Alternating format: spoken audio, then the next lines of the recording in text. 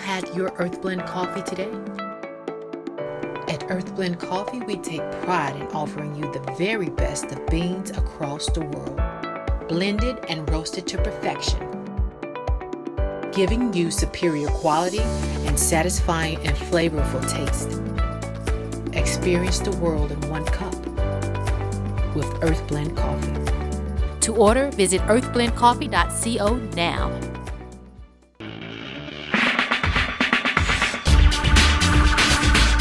Welcome to the Adventurous Podcast. I'm your host, Deidre Perry, and these are my co-hosts.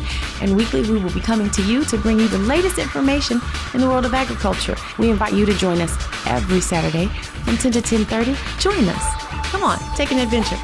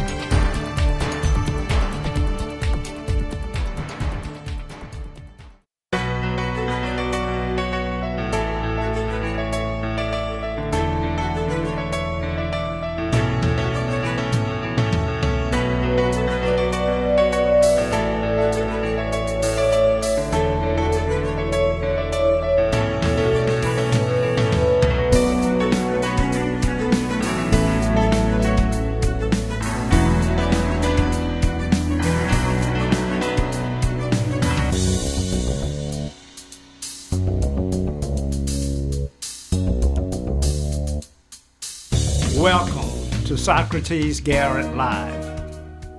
We're here this afternoon to continue to discuss the things that are important and most relevant in the African American community.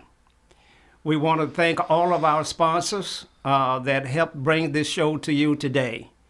WeBelieveDigital.com is a worldwide network. We're being seen on Roku TV, Apple TV, Amazon, we're on Facebook, YouTube, and most importantly, we're on our own network, a network that is owned by African Americans, WeBelieveDigital.com. You can catch us all over the world. And that being said, I want to just give a shout out to my brother Coleman in Memphis, Tennessee, and Tony Locke out in Los Angeles. I know they're joining us every week. And Marshall Brown in Farm Haven, Mississippi. I had a great conversation with him today. He said, I see you're on TV now, Socrates. And yes, we are. Our studio is first class, and it's available for you to have your own podcast shows or your own network shows if you choose to do so. We're very fortunate to have with us today. We've had some dynamic guests in the last couple of weeks, starting with the mayor of Canton, Mississippi, Dr. William Truly. And I understand that the elections went off very well in Canton, and I think we had a lot to do with that here in the studio. So Mayor Truly was a very great guest of ours, and we followed that up with Mayor Harvey Johnson. And he just has so much information and so much knowledge about how things could run, should run, and will run in the future. You know, we have to stay connected.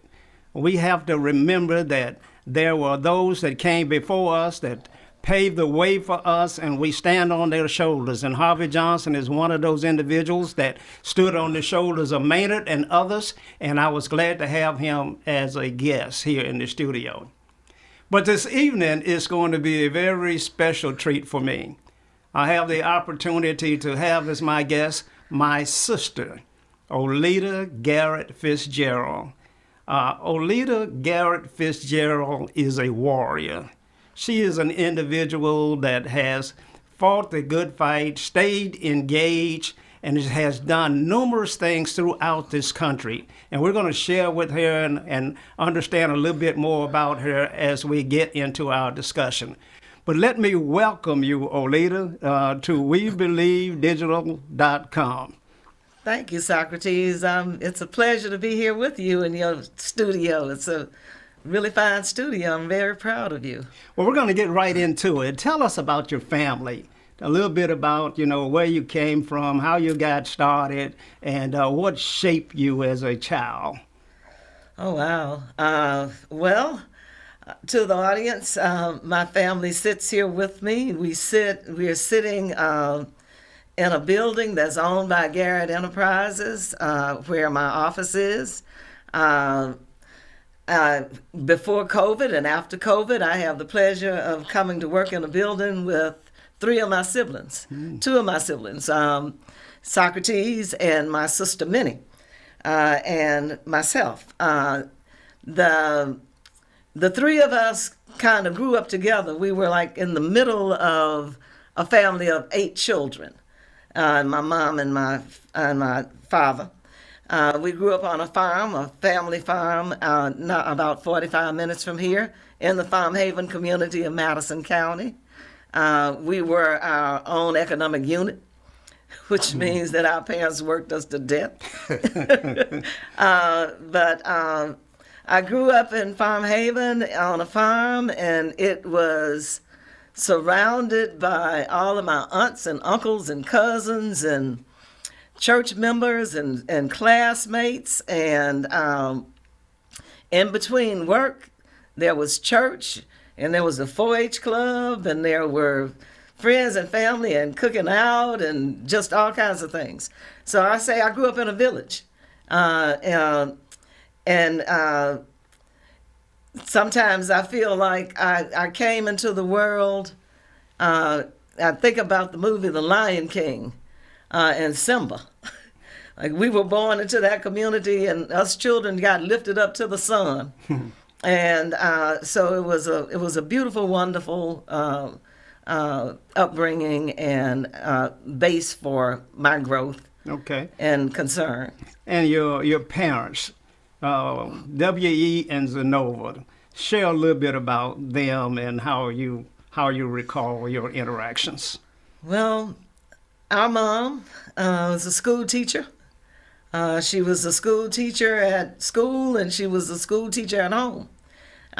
She worked very hard. She was teaching and going to school at the same time, and graduated from Tougaloo College in the mid-50s. She fought every day of her life for the children in our community to have a good education. And I can remember when schools were separate. They were part of the Madison County School District, but the resources that we received were much different than the resources that white children received in that district. My mama was a star teacher. I remember that she would study and order materials that they wouldn't deliver to our school, and they would follow what she was doing. She went to school every summer. If she had gone for degrees, she would have been a highly degreed doctor, maybe 1 or 2 doctorates. But she went to learn how to teach, and she went to learn new things. When we had new math and how things were changing with English. So she kept up on much the way doctors would do about with their skill levels, so that she could teach. My father... Well, let me ask you this about your mom before you go to your father. She was in college. Was she also had children? And she also ran a farm? I mean...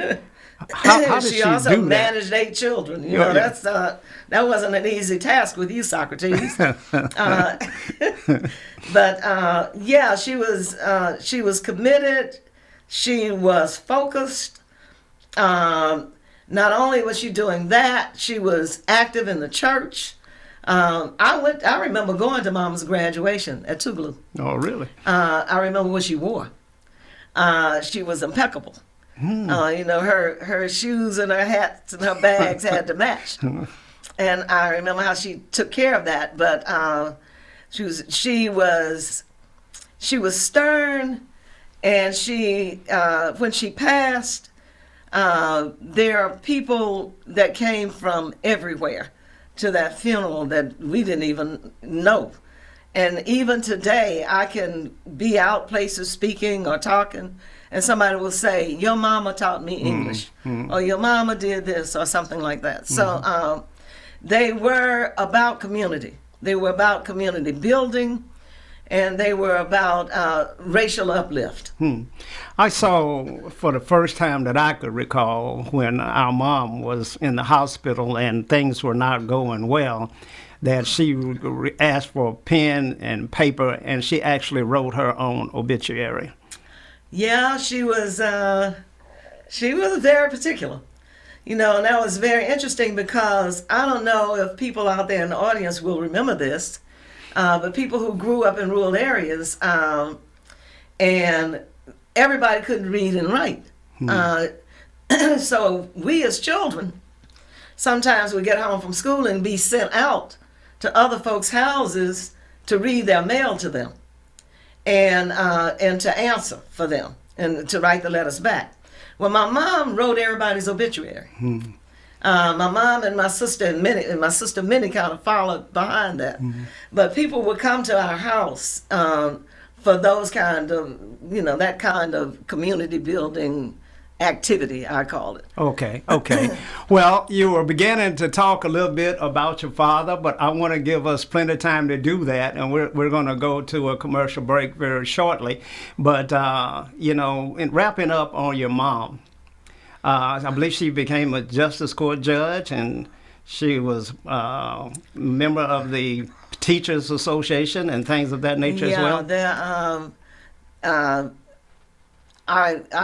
They were some of the first black members, the teachers out in Madison County, of the Mississippi Association of Educators.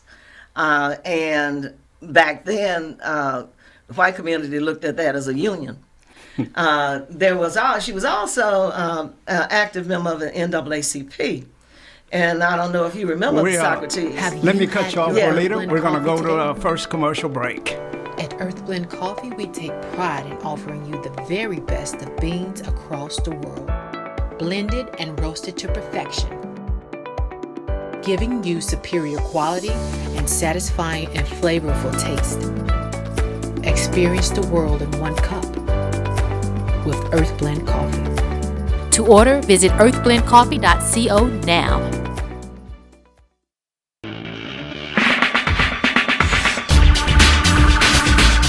Welcome to the Adventurous Podcast. I'm your host, Deidre Perry, and these are my co-hosts. And weekly, we will be coming to you to bring you the latest information in the world of agriculture. We invite you to join us every Saturday from 10 to 10:30. Join us. Come on, take an adventure.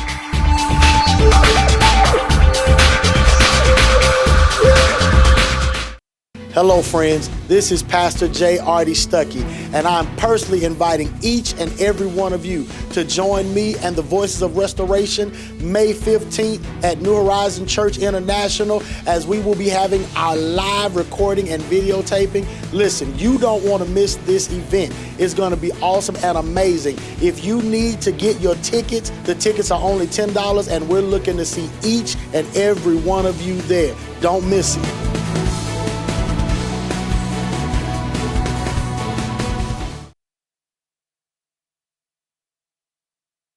And wrapping up on information about your mom. Oh, yeah, it was, we were in a community that was very active and very supportive of education.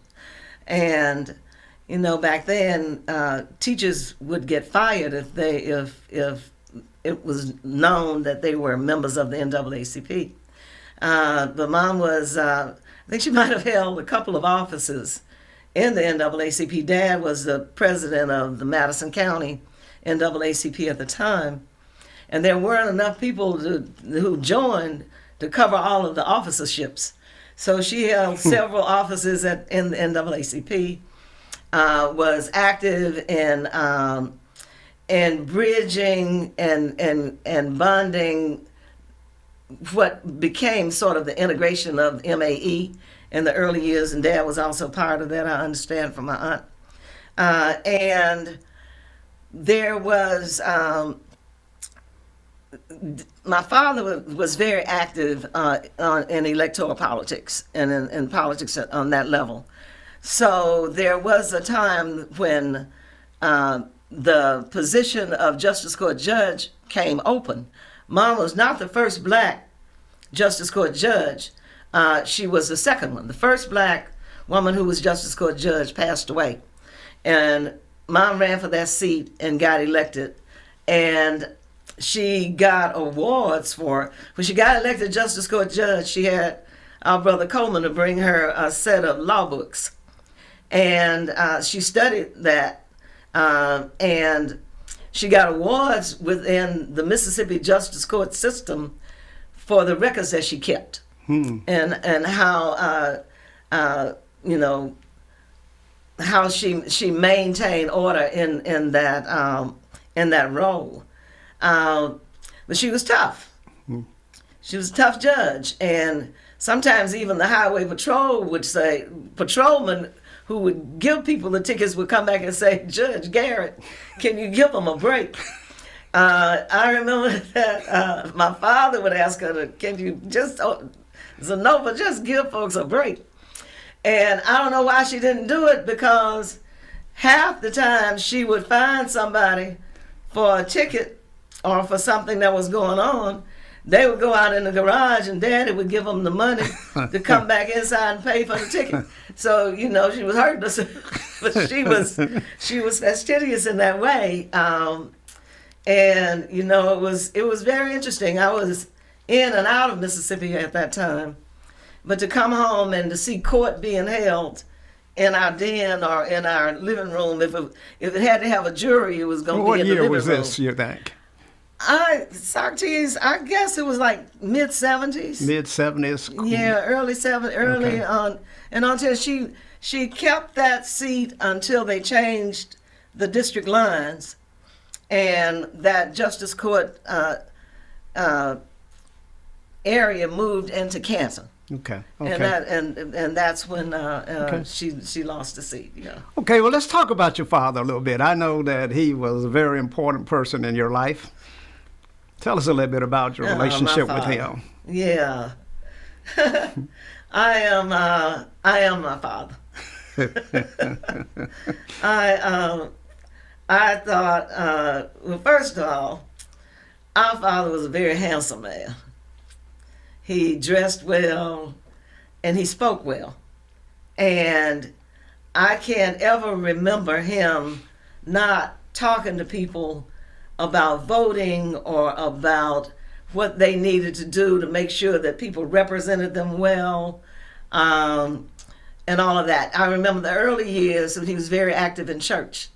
As he was the son of a pastor, one of the originating pastors of our little church in the community.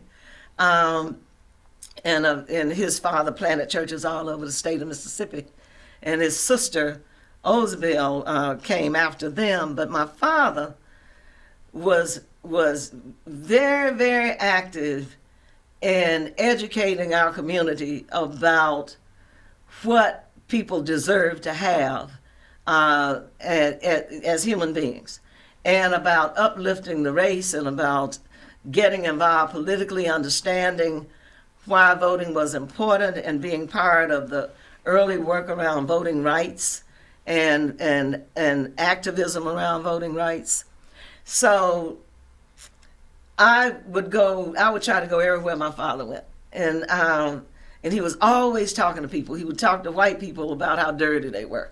He would talk to black folks about not being scared to be engaged. He would talk about the need of education and how, it was bringing education programs into the county, Head Start and senior citizens education reading programs.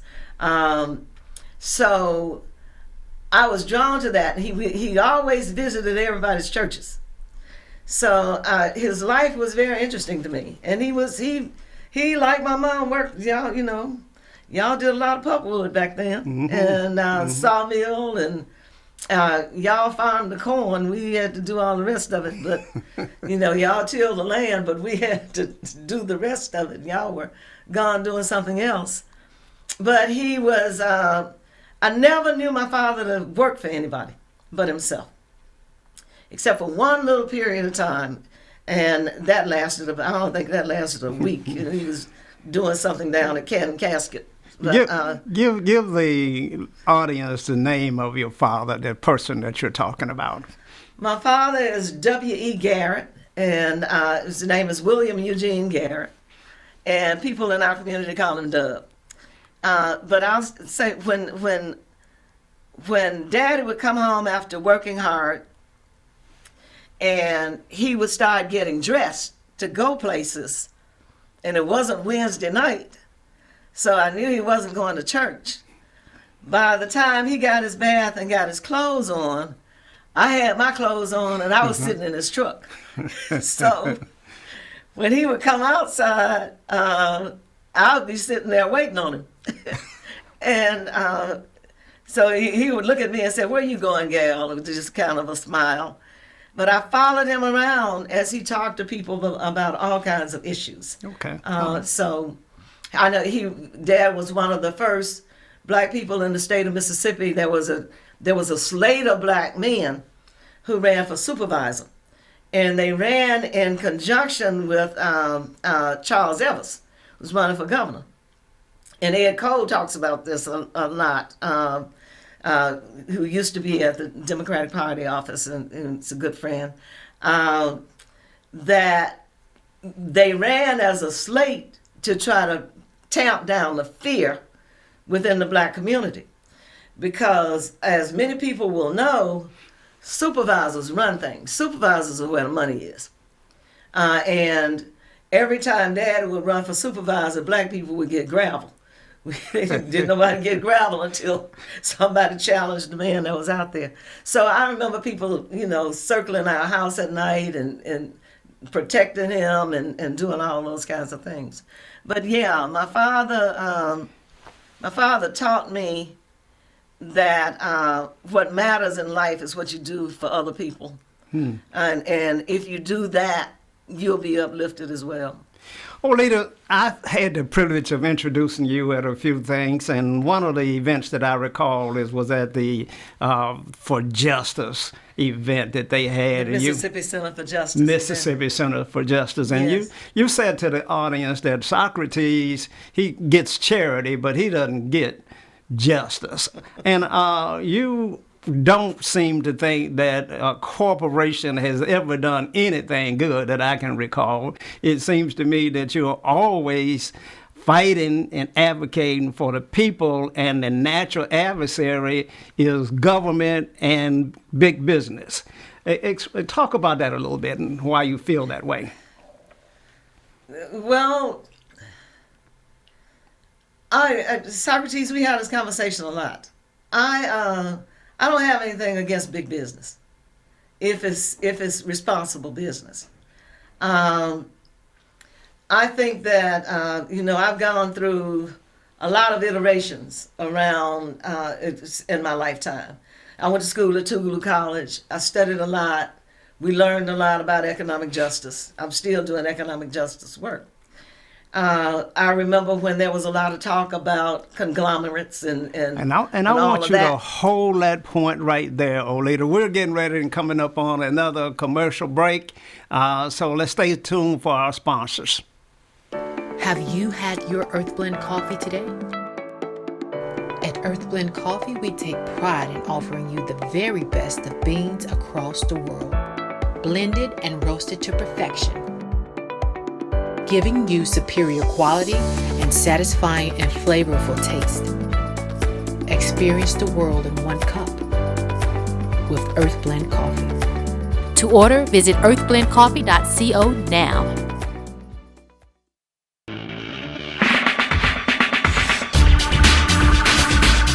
Welcome to the Adventurous Podcast. I'm your host, Deidre Perry, and these are my co-hosts. And weekly, we will be coming to you to bring you the latest information in the world of agriculture. We invite you to join us every Saturday from 10 to 10:30. Join us. Come on, take an adventure.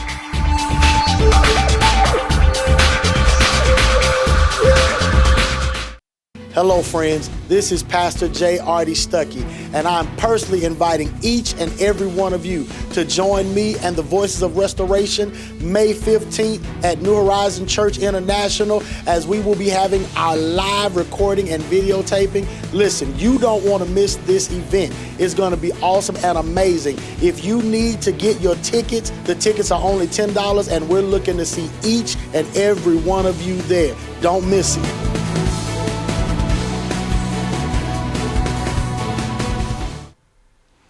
We're back, Oleta, and you were telling us that you do have some appreciation for big business. I have nothing against corporations that are responsible.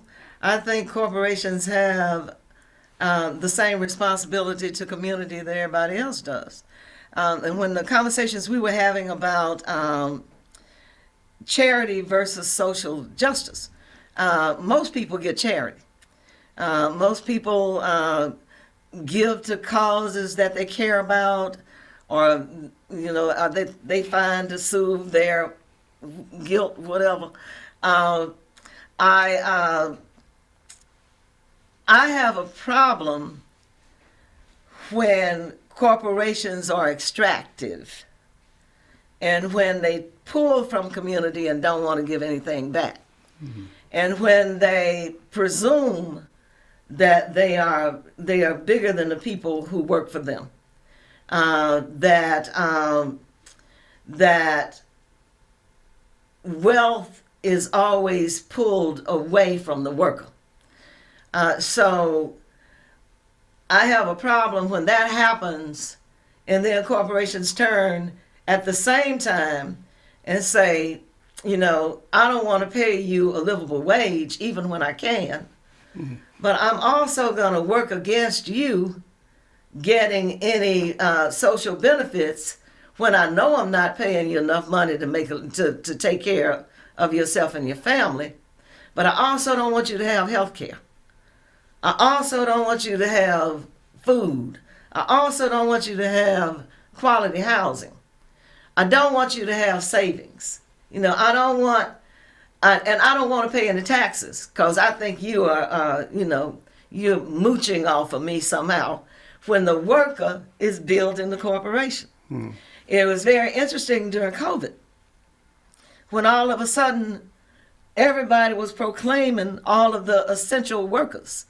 And if you look at it, the essential workers were the workers that get paid the least money with the smallest benefit. We do a lot of work across the South, and we do work in the under an umbrella of the United Nations Declaration on Human Rights. And the United Nations Declaration on Human Rights has been signed by most all the countries in the world except the United States. And just one of those articles and I'm paraphrasing it here, but there's an article in the Declaration that says you have a right to work.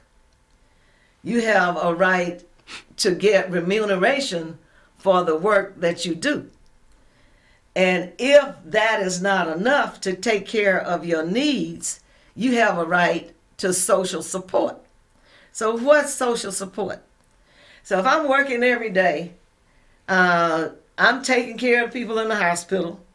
They got COVID. They're sick. I'm doing all of the grunt work, but you don't want me to have health care. I'm working at Walmart, and they're finally coming to $15 an hour. So I often say to people, it took us 400 years from slavery to get to $7.50 an hour. You know, that's a lot of progress. So, but you don't want my children to have access to quality early childhood education and child care that I need to stay at work and to do the job that you need me to do.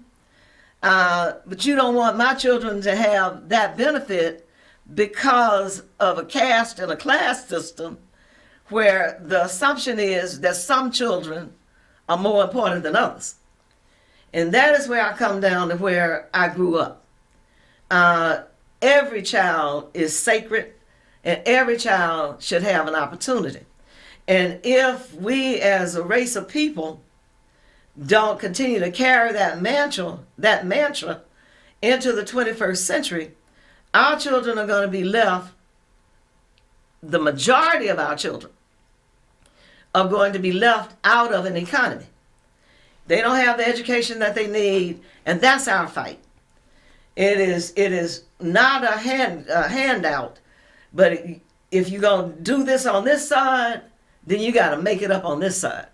There is absolutely no reason in the world that our legislative leaders in 12 southern states would be refusing to expand Medicaid for coming off of COVID. All of these essential workers that you talk about, that you herald, the people at the grocery store, the people in the hospital, the delivery truck drivers, all of these folks that you claimed that you care so much about, but you don't want them to have health care.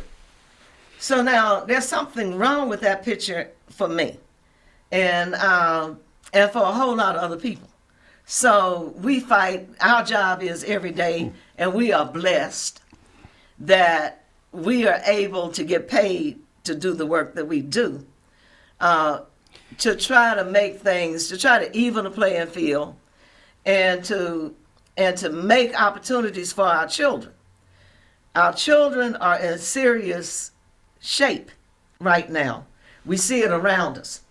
My boss, Marion Wright Edelman, said that a child without an education is sentenced to economic and social death. Now, just think about that. Where we are right now, I've listened to these programs. I've listened to the economic shows. I've listened to people talk about futuristic economies. I know that we don't have access to internet all across this disproportionate numbers. What are our children going to be able to do if we don't have the kind of education system? We're fighting the same battle we were fighting when children were going to school in the basements of churches. In 2020, it is the same battle if a child doesn't have access to technology. And if a child is not being trained toward where the jobs are going to be. And this is where I come down with corporations. One, when they take all of their money out of the system and don't want to pay their fair share. But two, when they decide that they don't need these workers. When you are not an essential part of an economy, that we can just walk away from you. The city of Jackson is not an essential part of anybody's economy right now in this region. They walked away from it. So now, let me understand that. Who walked away from it? Do you see any major employers locating in the city of Jackson right now? If it wasn't for small businesses, do you see any major employers in the city or looking at the city? So corporate America has abandoned the city. I believe corporate America has abandoned the city and then blamed the city for being abandoned. It's a self-fulfilling prophecy out here. So we don't have the resources in the city. to underwrite the kind of school systems that we need. We don't have the resources in the city to rebuild the infrastructure. We don't have anybody, so you tell me what is going on here. Wow, that's a lot to unpack. Our listening audience, we're here with Oleta Garrett Fitzgerald. She is probably the most passionate person I know when it comes to children's rights, and a real warrior and tireless advocate for children and the working poor and women across this country. I'm going to be able to visit with her a little bit more about her time and growing up in Atlanta and how she got shaped. How do our warriors and our leaders get created? It's something that happens. It's an experience that you go through, the environment that you come from, that leads you to take up the mantle and take on the struggle and take on the fight. And I certainly want to talk to her about that. But stay tuned for our commercials. Have you had your Earth Blend coffee today? At Earth Blend Coffee, we take pride in offering you the very best of beans across the world, blended and roasted to perfection, giving you superior quality and satisfying and flavorful taste. Experience the world in one cup with Earth Blend Coffee. To order, visit earthblendcoffee.co now.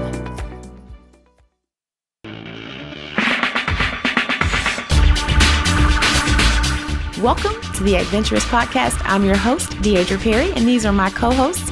And weekly, we will be coming to you to bring you the latest information in the world of agriculture. We invite you to join us every Saturday from 10 to 10:30. Join us.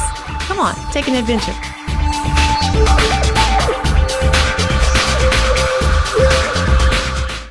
Hello, friends. This is Pastor J. Artie Stuckey, and I'm personally inviting each and every one of you to join me and the Voices of Restoration May 15th at New Horizon Church International, as we will be having our live recording and videotaping. Listen, you don't want to miss this event. It's going to be awesome and amazing. If you need to get your tickets, the tickets are only $10, and we're looking to see each and every one of you there. Don't miss it.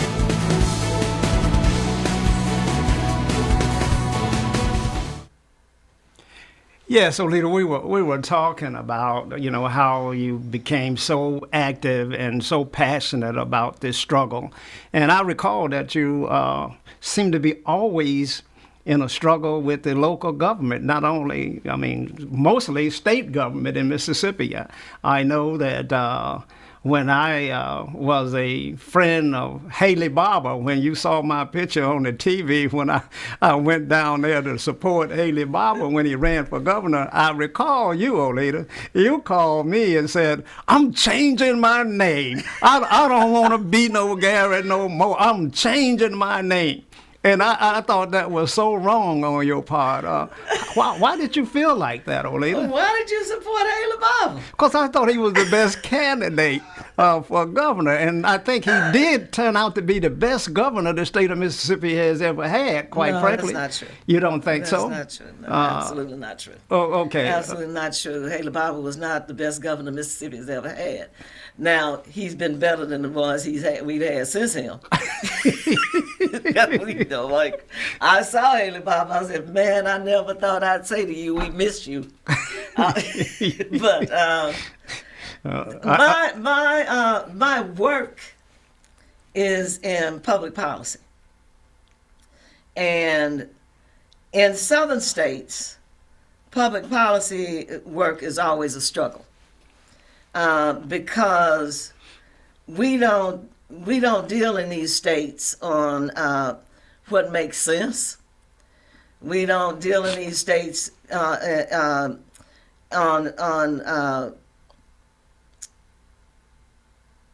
what's true. Southern states. Donald Trump learned from southern states. When I was in Atlanta working. Years ago, I did some work around federal food policy, and I was doing some work with USDA back then, and it was around federal food programs. And one of the programs was advancing the school breakfast program. I was at the beginning of the school breakfast. It's common now for schools to offer breakfast. But it was because people were poor, children were hungry, and a hungry child can't learn. So we were pushing for school breakfast programs in public schools. And now we have them all over. I helped to bring school breakfast to Mississippi with Aaron Shirley and Speaker Pro Tem Robert Clark and Alice Clark and some folks up in Holmes County, Mississippi.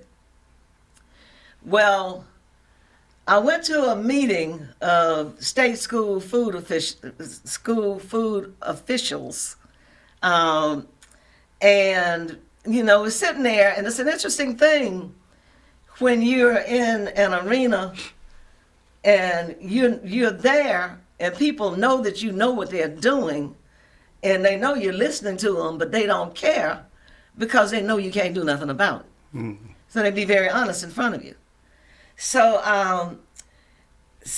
one of the school food people from, I think it might have been West Virginia, asked a question, of another school official, what are you going to do? They didn't want to bring school breakfast. And this guy looked back at the other guy and said, I'm going to do whatever they make Mississippi and Alabama do. That's what I'm going to do. Mm-hmm. We're going to wait and see what they have to make Mississippi and Alabama do. So when you see me, it's like policy is very different in different places. But in the Deep South, it's always a struggle. Because what you're struggling against, and in the old days it was racism, now it's ideology. I just don't believe it's right for us to do these things for poor families. I just don't believe my thinking is, my ideology is, I don't think that's right. Racism was an ideology, is an ideology. I think I'm more than you. I think that for me to be me, I got to keep you down. That's an ideology.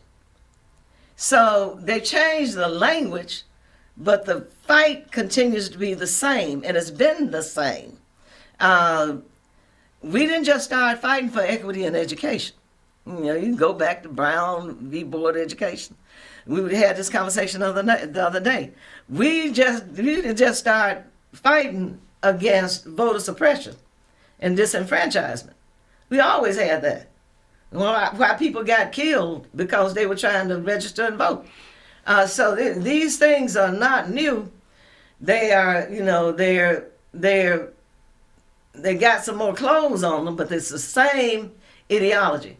So that's why I'm always, as you think you see us in, it's not just me, in fight mode. Because we have to be in fight mode. If public policy guides so much of what is possible for people and leveling the playing field for people, just the way you would deal with public policy around having access to business and having access to opportunity for business. That's not hardly anything that we engage in that is not driven somehow by laws and people who make laws. And these things are not acts of God. They are acts of men, many and women, many of whom don't have a kind heart. They're not doing things for what's best for us. I tell you, and sometimes people do things that just grade you, and they're letting you know just what they think about you. So you take somebody, and I'm speaking now as Oleta, not in representation. Somebody like Cindy Hyde Smith getting up to push a piece of legislation to recognize Emmett Till. Now, come on. Black people. Cindy Hyde Smith is the senator. Cindy Hyde Smith is one of Mississippi's senators. Okay. Who comes out of one of the most racist backgrounds that we've had, and we've gone backwards in a lot of ways. You talk about Haley Barbour. When it comes to who's our representation, Haley was smooth. Haley was the White Citizens Council. Cindy Hyde Smith is a Klan. So we better wake up, America. Did she say something like she'd sit on the front row at a public hanging or something? Yeah, I guess that she was running against. It was a term of endearment. I care so much about you. I'll sit on the row of a public hanging when wow. But then she said that was just something they say between each other. Well, she was running against your former boss, Mike Espy. She was running against Mike Espy. And again, why we have to stay vigilant is because there was no way in the world to compare the caliber and the effectiveness and the intelligence of Mike Espy to Cindy Hyde Smith. Absolutely. And everybody knew it. Even the white people knew it and were saying it. But they could not bring themselves to vote for Mike Espy. Wow. I believe you helped Mike become the first congressman from Mississippi since Reconstruction. Yeah, I had been fooling around Atlanta for a while. Went over to Atlanta in 1970. As soon as I got out of Tougaloo, I had to get out of Farm Haven. So I went to Atlanta. Didn't know what I was going to do, but landed in the middle of a group of people who had been lieutenants for Dr. King. And that was a learning experience. Right. So Can you hold that point for just one second? Oleta, we're getting ready to go to our commercial break. Have you had your Earth Blend coffee today? At Earth Blend Coffee, we take pride in offering you the very best of beans across the world, blended and roasted to perfection, giving you superior quality and satisfying and flavorful taste. Experience the world in one cup with Earth Blend Coffee. To order, visit earthblendcoffee.co now.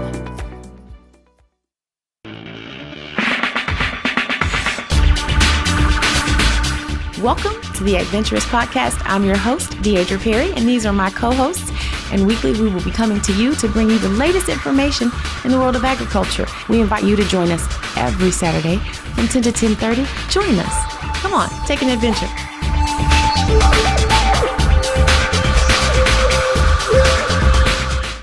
Hello, friends. This is Pastor J. Artie Stuckey, and I'm personally inviting each and every one of you to join me and the Voices of Restoration May 15th at New Horizon Church International, as we will be having our live recording and videotaping. Listen, you don't want to miss this event. It's going to be awesome and amazing. If you need to get your tickets, the tickets are only $10, and we're looking to see each and every one of you there. Don't miss it.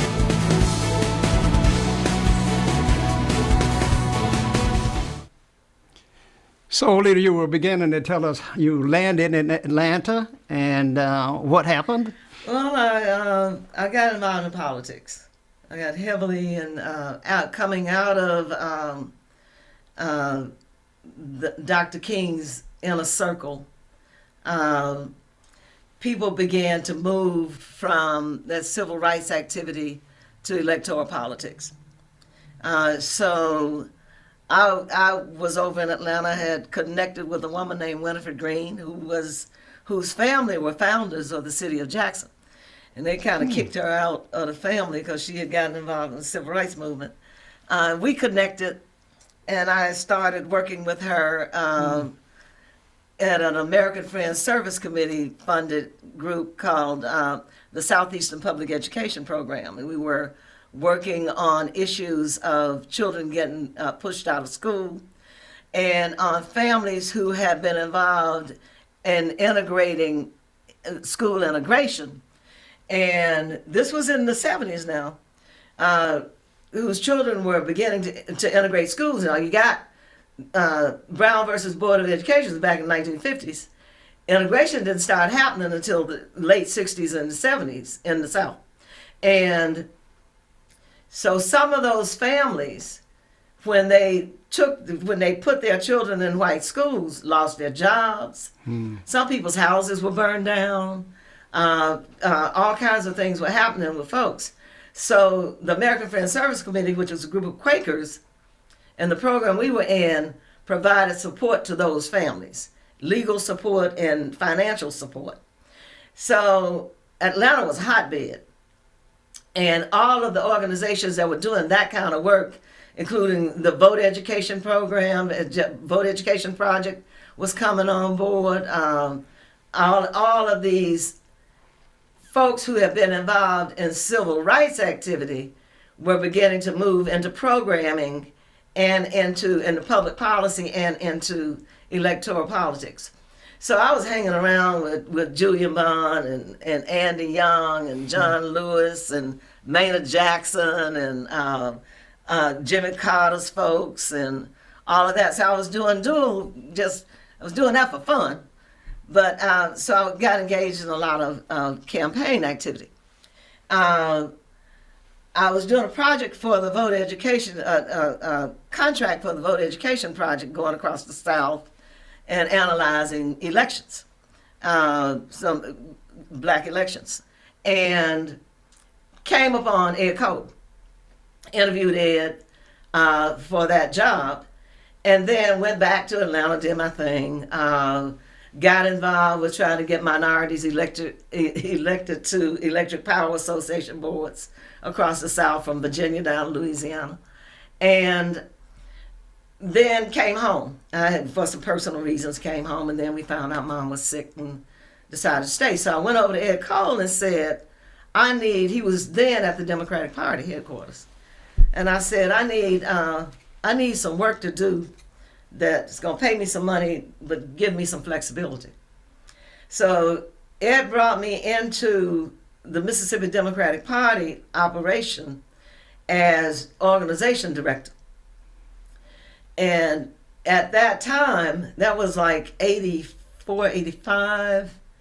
That time he told me, this is what he and Steve Patterson said to me. If Mike Espy doesn't get the Democratic Party nomination, your job is to try to hold black people to the party. So I started going out across the state, because that's the kind of work I had always done, talking to people who were active in the Democratic Party apparatus. David Jordan is somebody who's still living. Folks down there in Cleveland County. Dr. Henderson. I just went all over the state. And everywhere I went, those folks had been involved in Freedom Democratic Party activities and all of that. And they said, Oleta, and I told them what they told me. And they said, I tell you what, if Mike Espy doesn't get that nomination, you can go fishing, because we gone. So Mike got the nomination.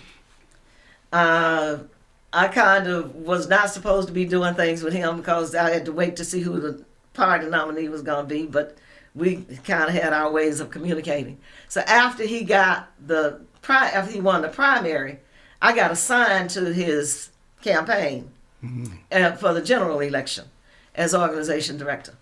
And that's, we worked together in that first election. And then I went to work for him as his district director.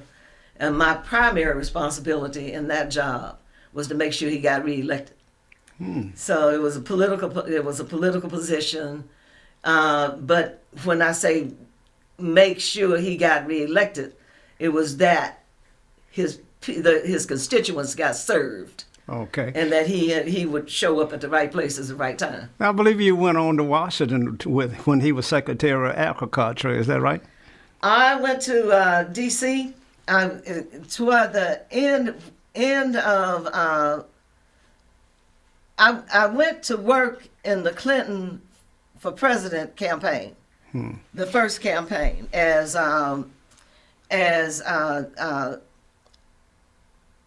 coordinated campaign director for the state of Mississippi, and worked the Clinton campaign. And then after Clinton got elected, I was selected as the head of the Southern Regional Desk in the Transition Office. So then Mike got selected to be Secretary of Agriculture. So I didn't have a job to come back to. So I had never really liked D.C. I'd been in D.C., never really liked it. But my children had gotten older, and I was able to make that transition. So I did that, and it was a career move, too. So I went to D.C. for 2 years, and then reconnected with Marion Wright Edelman and came back, and I've been at CDF ever since. I recall during the trial, Mike Espy, that, you told me that if the FBI knocks on your door, you're having a bad day. And I remember you told them during the interrogation part that you had never done anything wrong, and that your brother Socrates had said that you was as worthless as tits on a bull. It was about as useful as tits on a bull. Yeah, I also told you that innocence wasn't no defense either. that was a period of time. Yeah. That was that special prosecutor was nothing to play with.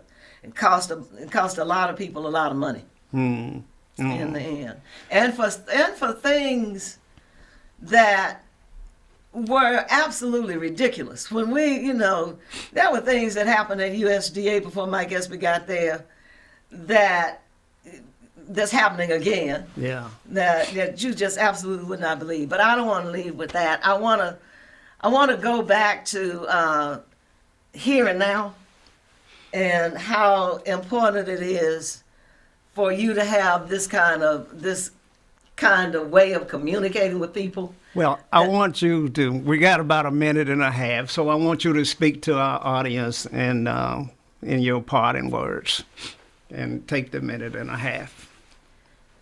Take the minute and a half. Yeah.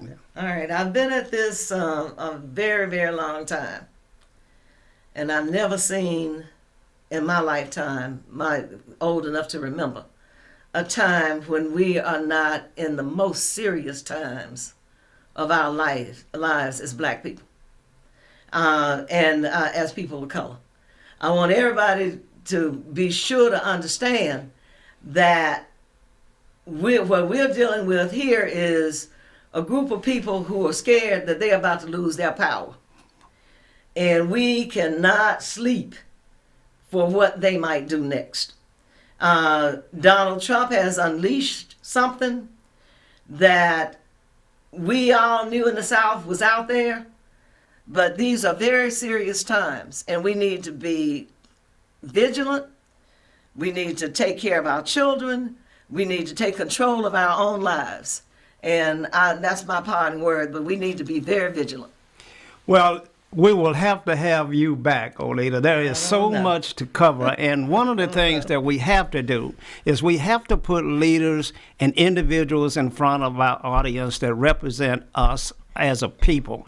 We can't have Snoop Dogg and 50 Cent being the folk that our children see. So good to have you. Have you had your Earth Blend coffee today? At Earth Blend Coffee, we take pride in offering you the very best of beans across the world, blended and roasted to perfection, giving you superior quality and satisfying and flavorful taste. Experience the world in one cup with Earth Blend Coffee. To order, visit earthblendcoffee.co now.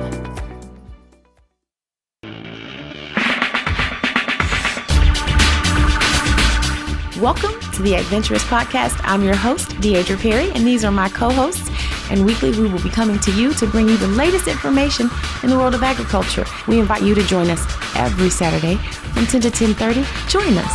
Come on, take an adventure.